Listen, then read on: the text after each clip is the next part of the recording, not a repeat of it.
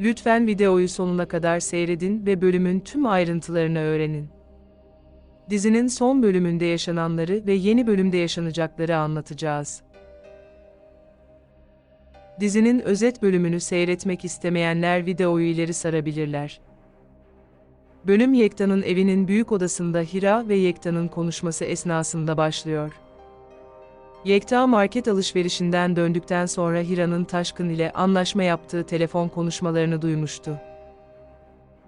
Yekta Hira'yı kolundan tutarak yatak odasına götürdü ve kapıyı kilitledi. Yekta Hira'ya "Bana ihanet edecektin öyle mi?" dedi. Hira Yekta'ya "Buna sen beni mecbur ettin." dedi. Yekta Hira'nın boğazından sıkarak "Seni mahvederim, bunu bana yapamazsın." dedi. Yekta Hira'yı yatağa fırlattı, üzerine çıkıp boğazını sıkmaya başladı. O anlarda Sahra kapıya vuruyor ve kilitli kapıyı açmaya çalışıyordur. Sahra'nın anne deyişleri Hira'nın kalbini adeta paramparça yapıyordur.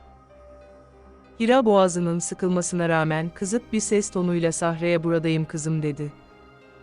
Yekta Hira'ya "Sen kızının babasına ihanet edecektin." dedi.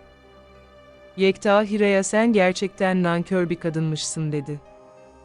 Hira Yekta'ya "Sen Sahra'nın babası değilsin, geçmişte verdiğim karar büyük bir hataydı." dedi. Hira Yekta'ya "Sen kızıma ve bana zarar getirdin." dedi. Hira bir hamleyle üzerindeki Yekta'yı attı. Fakat Yekta Hira'yı tuttu ve kapıyı açmasını engelledi. Yekta Hira'ya bağırarak "Senin derdin Sahra'yı kampa korumak değil, senin derdin Orkun'la aşk yaşamak." dedi. Yekta Hira'ya "Ömrümün sonuna kadar sizi bırakmam, sen artık benim kölemsin." dedi. Yekta Hira'ya "Eğer kaçmaya kalkışırsan Sahra'yı öldürürüm." dedi. Yekta Hira'ya "Taşkın ne zaman bu eve gelecek?" diye sordu. Hira Yekta'ya "Taşkın bugün gelecekti." dedi. Yekta telefonla İbrahim'i aradı. Yekta İbrahim'e "Taşkın'ı pusuya düşürmek için mükemmel bir fırsat buldum." dedi. Yekta İbrahim'e Taşkın'ın buraya geleceğini söyledi. Yekta telefon görüşmesini bitirdikten sonra sessizce bekleyen Hira kapıyı açtı ve Sahra'ya sarıldı. Anne ve kız sıkıca birbirlerine sarıldılar. Daha sonra 3 kişi birlikte diğer odaya gittiler. Dakikalar ilerledi, Sahra Hira'ya sarılmış bir şekilde ağlamaya ve üzülmeye devam ediyordur. Yekta Sahra'ya bağırarak "Yeter artık ağlama." dedi. Sahra Yekta'ya "Neden anneme kızdın?" dedi. Yekta Sahra'ya "Annene telefon getirmemesi için uyarıda bulunmuştum. Ama o getirmiş, bu sebepten ona kızdım." dedi. Yekta Sahra'ya bir açıklama yaparken bile bağırarak konuşuyor ve Sahra'yı korkutuyordur. Yekta Hira'ya "Diğer odaya gidelim ve konuşalım." dedi. İkili diğer odaya gittiler ve Yekta telefonu Hira'ya verdi ve Taşkın'ı aramasını söyledi. Yekta Hira'ya "Sakın durumu belli ettirme, yoksa Sahra'yı öldürürüm." dedi.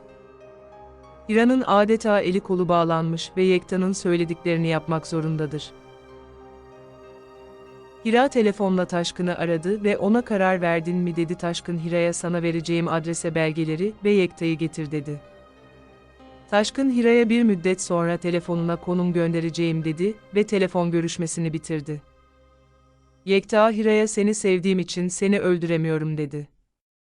Yekta Hira'ya "Kendini affettirmek için çok uğraşman gerekecek." dedi. Yekta Hira'nın ensesini sertçe sıkmaya başladı. Yekta Hira'ya "Ne sen eski Hira'sın ne de ben eski Yekta'yım." dedi. Yekta Hira'ya "Şimdi bize yemek hazırla." dedi. Yekta Hira'ya köle gibi davranıyordur. Diğer tarafta ise Orhun çalışma odasında Defne ile iş görüşmesi yapıyordur. Defne bir arsa davası için hazırladığı belgeleri Orhun'a incelemesi için getirmişti. Orhun dikkatli bir şekilde dosyayı inceledi ve Defne'ye "Belge olumlu." dedi. Defne Orhan'a "Seni anlayamıyorum, Hira ve Sahra gitti ama sen umursamaz davranıyorsun." dedi. Orhun Defne'ye "Ben bir şeye karar verdiğim zaman o konu benim için bitmiştir." dedi. Orhun açıkça Defne'ye Hira ile olan bağlantılarını tamamen kopardığını söyledi. Aslında bu Defne için umut vericidir. Öte yandan Afife sıkça yaşadığı baş dönmesi sorunuyla hastaneye gitmişti ve tetkikler yaptırmıştı. Afife baş dönmelerinin bir tansiyon ile alakalı olduğunu zannediyordu fakat doktor bunun böyle olmadığını söyledi. Doktor, Afife'ye beyninizde bir tümör ya da baloncuk oluşmuş olabilir, bu sebepten dolayı daha detaylı bir tetkik yaptırmamız gerekiyor dedi. Afife doktora benim bir sıkıntım yok başka tetkikler yaptırmam dedi ve odadan çıktı. Afife'nin düşüncesine göre hiçbir sıkıntısı yok sadece stresten öyle anlar yaşıyordur. Diğer tarafta ise Elif bir hafta sonra Aziz'in evinden ayrılacağını öğrenmişti. Elif, Aziz'e karşı sevgi beslediğinde kabullendi. Elif ve Aziz birbirlerinden ayrılacakları için üzüntülüdür ama bunu belli etmemeye çalışıyorlardır. Ece, bir ilaç içtiği için hastaneye kaldırılmıştır. Gürbüz Aziz'i telefonla aradı ve Ece'nin yoğun bakımda olduğunu intihara kalkıştığını söyledi. Aziz hastaneye gelince Gürbüz ona bağırarak Ece'ye büyü mü yaptın dedi. Gürbüz, Aziz'e Ece nasıl sana bu kadar bağlandı senin için intihar etmiş dedi. Neyse Ece'nin durumu iyidir ve süreci atlatmıştır. Aziz, Ece için üzüldü ve telefonla polis amirine yaşananları anlattı. Aziz, polis amirine keşke operasyona Ece'yi dahil etmeseydik dedi. Polis amiri, Aziz'e buna mecburduk operasyona sadık kalmamız gerekiyor dedi. Akif amca Elif'in evden ayrılacağını öğrenince üzüldü tek sevinen kişi Suzan'dır. Diğer tarafta ise Defne köşkten ayrılmadan önce Orhun'a Hira hakkında bir şeyler söylemeye başladı. Defne Orkun'a Hira senin kalbine saplanan bir kurşun gibiydi bunu sen söylemiştin dedi. Defne Orkun'a Hira'yı unutamayacağını söylemeye çalışıyordur. Orhun Defne'ye Hira kendine yeni bir yol çizdi neden o yolda yokum dedi. Orhan, Hira ile hiçbir şekilde bir bağının olmayacağını açıkça Defne'ye söylüyordur. Diğer tarafta ise Hira mutfakta yemek hazırlığına devam ediyordur. Hira, polis ile olan mesajlaşmalarını ve telefon görüşmelerini sildiği için seviniyordur. Fakat Hira'nın telefonuna Yekta el koyduğu için Hira endişeleniyordur. O esnada evine zili çaldı. Yekta yanına geldi ve Hira'ya bu kim yoksa biri mi gelecekti dedi. Hira Yekta'ya bilmiyorum dedi. Yekta kapıyı açtı ve karşısında bir adam çıktı. Adam, Yekta'ya sokakta bir doğalgaz sızıntısı var bu sebepten dolayı evleri kontrol etmemiz gerekiyor dedi. Yekta adama evimde hiçbir gaz sızıntısı yok dedi. Adam, Yekta'ya eğer kontrol etmeme izin vermezseniz belediye ekipleriyle zorla girmek zorundayız dedi. Yekta mecburen adamın eve girmesine izin verdi. O esnada Yekta'nın telefonu çaldı. Yekta adama mutfağa git ve doğalgazı kontrol et dedi.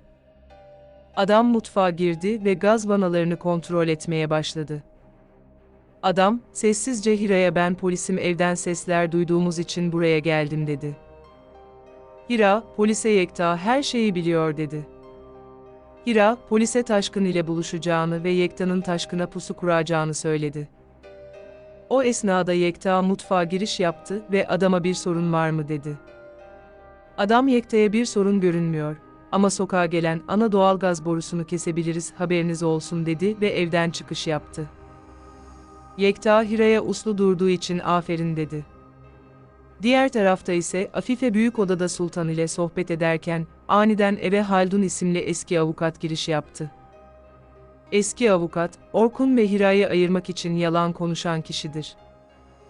Bu adam Afife'nin büyük sırrını bilen kişilerden bir tanesidir.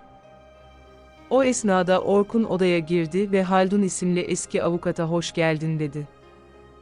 Orhan Haldun'a uzun süredir yoktun dedi. Haldun Orhun'a yurt dışına taşınmıştın buraya bir iş için geldim buraya gelmişken sizleri ziyarete geldim dedi. O esnada Orhan'ın telefonu çalınca Orkun mecburen diğer odaya telefon görüşmesi yapmak için gitti. Afife korkulu bir şekilde Haldun'a burada ne işin var dedi. Haldun Afife'ye sizi iyi gördüm eskisi gibisiniz dedi. Haldun Afife'ye benim için hayat iyi geçmedi büyük bir borcum var evimi ve her şeyimi kaybettim dedi. Afife Haldun'a bu beni ilgilendirmez dedi. Haldun Afife'ye belki de geçmişte yaptığım yalan beyan yüzünden başıma böyle bir şey geldi dedi. Haldun Afife'ye geçmişte kurduğumuz planın hürmetine bana yardım edebilirsiniz dedi. Afife Haldun'a o sırrı saklaman için hayal edemeyeceğin bir miktarda para vermiştim sana dedi. Haldun Afife'ye Orhan'ın çocuğunun kürtaj emrini veren kişinin siz olduğunu öğrenebilir dedi. Afife Haldun'a çabuk buradan defol dedi. Haldun Afife'ye size bir hafta süre tanıyorum dedi ve oradan ayrıldı. Dakikalar sonra Orhun Afife'nin yanına geldi ve Afife'ye ne oldu bilmem gereken bir şey mi var dedi. Afife Orhun'a bir sıkıntı yok Haldun sadece ziyarete gelmiş dedi. Akşam vakti oldu Hira hazırladığı yemeği ailesiyle birlikte yiyorlardır. Yemek yendikten sonra Sahra'nın uykusu geldi Hira onu yatak odasına götürdü. İkili gitmeden önce Yekta Hira'ya odada kalma buraya gel dedi. Hira Sahra'yı uyuttuktan sonra yemek yenen odaya geldi. Yekta Hira'ya Sahra'ya neden yemek yemedi dedi. Hira Yekta'ya Sahra üzüldüğü için yemek yemiyor, o da senin nasıl bir insan olduğunu biliyor dedi. Yekta Hira'ya sana nasıl bir adam olduğumu şimdi göstereceğim dedi. Yekta Hira'yı bir odaya sürükleyerek götürdü ve kapıyı kilitledi. Yekta Hira'ya ben senin düşmanın değil kocanım dedi. Yekta Hira'ya bunca yıl boşuna bekledim ben senin kocanım dedi. Yekta Hira'ya cinsel saldırıda bulunmaya hazırlanıyordur.